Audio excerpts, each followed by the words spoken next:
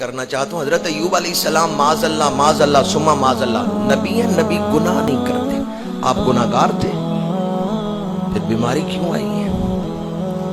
اس لیے ہمیشہ یہ نہ کہیں کہ ہر بیماری عذاب ہی ہوتی ہے۔ کوئی بندہ بیمار ہو جائے تو یہ نہ کہ فلاں پہ عذاب آ گیا ہے، فلاں پہ تکلیف آئی ہے تو یہ تکلیف عذاب ہے۔ مومنین کو جو تکلیف آتی ہے نا، اہل ایمان کو، وہ آزمائش ہوتی ہے۔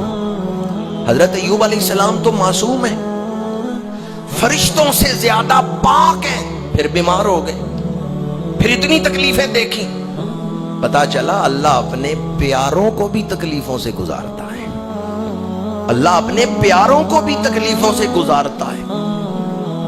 مومن کے لیے بیماری بھی رحمت ہے۔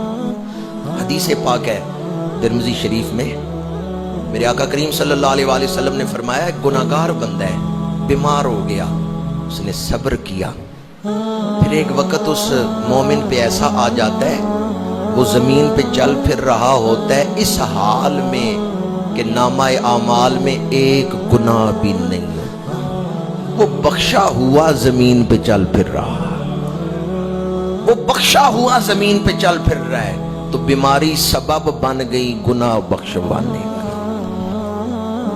مومن بخشا گیا، اس حال میں وہ زمین پہ چل پھر رہا ہے کہ کوئی گناہ اس کے نامہ اعمال میں نہیں جس کا جواب اس نے موت کے بعد دینا ہو۔ موت کے بعد بڑا سخت وقت ہے، تو اگر بیماری اس وقت کو آسان کر دے تو پھر بیماری عذاب ہے یا رحمت ہے؟ تو مومن کے لیے بیماری رحمت ہے۔ اگر کوئی تکلیف ہو جائے، اللہ تعالی ہم سب کو اپنی پناہ میں رکھے، ہم کسی آزمائش کے قابل نہیں، اللہ بغیر سبب کے محض اپنی رحمت سے ہی ہمیں بخشش عطا فرمائے۔ لیکن اگر تھوڑی بہت تکلیف ہو جائے تو یہ نہ کہ جی فلاں پہ عذاب آ گئے ہے، فلاں تکلیف میں مبتلا ہوا ہے۔ مومن کے ایمان کا حیا کرے، جو مومن ہے نا اس کی طرف ایسا لفظ بولتے ہوئے آپ توہین کس کی کر رہے ہیں؟ ایمان کی۔ اس لیے مومن کے ایمان کا ادب کریں، یہ مومن ہے، میں نے اس کی طرف ایسا لفظ نہیں منسوب کرنا جس سے ایمان کی توہین ہو جائے۔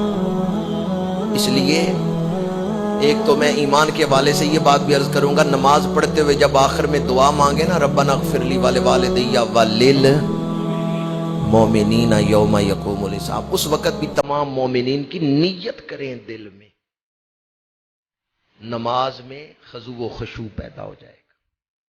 تو میں نے اب تک حضرت ایوب علیہ السلام کے واقعہ سے جو نکات آپ کے سامنے بیان کی، ان میں سے ایک اہم بات یہ ہے کہ تکلیف آنے کے دو سبب ہیں، یا تو تکلیف آزمائش ہے یا اپنے گناہوں کی سزا ہے، یہ دونوں چیزیں ہو سکتی ہیں، آزمائش بھی اور سزا بھی۔ کفار کے لیے، منافقین کے لیے سزا ہے، اور اہل ایمان کے لیے آزمائش ہے۔ پھر اہل ایمان میں اگر کوئی گناہگار ہے تو اس کے لیے گناہوں کی بخشش کا ذریعہ ہے، اور اگر وہ پہلے ہی بخشا ہوا ہے جس طرح کے انبیاء ہیں تو ان کے لیے بیماری یا تکلیف درجات کی بلندی کا باعث ہے۔ یہ بھی ایک حدیث پاک ہے کہ اللہ تعالیٰ مومن کو کوئی درجہ عطا کرنا چاہتا ہے، اور مومن کے عمل، یہ ہم جیسے اہل ایمان جو ہیں، انبیاء کی بات نہیں ہے، وہ تو بلند درجہ ہیں، اللہ مومن کو کوئی درجہ عطا کرنا چاہتا ہے لیکن اس کے اعمال اس درجے کے مطابق نہیں ہیں تو اللہ پھر اس کو تکلیف سے گزارتا ہے۔ مومن صبر کر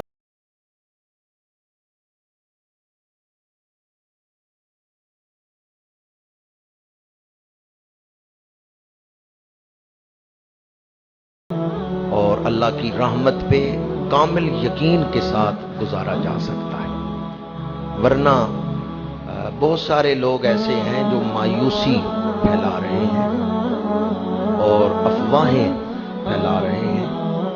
آپ دکھ کی اس گھڑی میں ہمت سے اور اللہ کی رحمت پر یقین کے ساتھ کام لیں۔ وہ جو ایک اقبال نے کہا تھا کہ تندی یہ باد مخالف سے نہ گھبرا ہے عقاب، یہ تو چلتی ہے تجھے اونچا